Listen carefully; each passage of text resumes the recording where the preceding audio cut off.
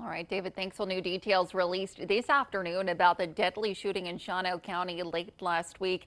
The victim has been identified by his family as Rick Roundy. Now, they shared a statement with Action 2 News saying in part, quote, "We are devastated and heartbroken over the untimely loss of a wonderful man who meant so much to all of us. As we grieve, we are thankful for the prayers and outpouring of support from family, friends, and community members," end quote. The man charged in connection with Roundy's death of Brent Hoffman made his first appearance in court this afternoon. He is now being held on a $1 million cash bond. In a First Alert update, Drew Best brings us new details on what a surviving victim and officials say took place the night of the attack.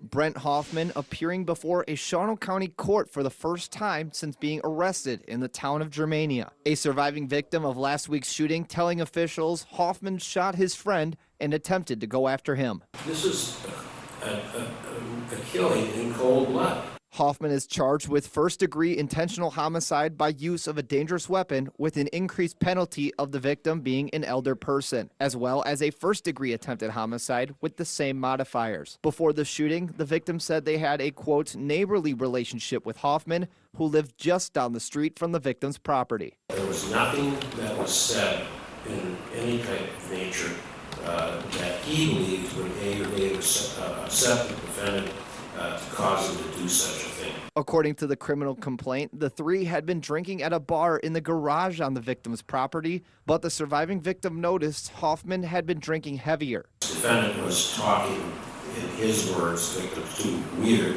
quote unquote weird, said he had to kill people and took his pistol out and shot his friend.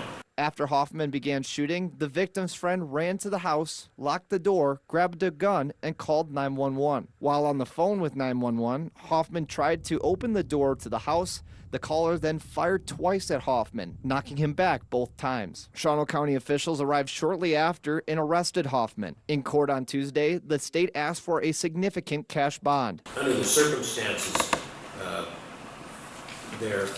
the state believes that $1 million cash is appropriate. The defense arguing for a lower amount of $250,000. I've certainly read the complaint. The facts are rather perplexing. What I can tell the court is that Mr. Hoffman doesn't appear to be any sort of flight risk. The court ultimately decided to take the state's recommendation. Hoffman is scheduled to return to court for further proceedings next month. I'm Drew Best for Action 2 News.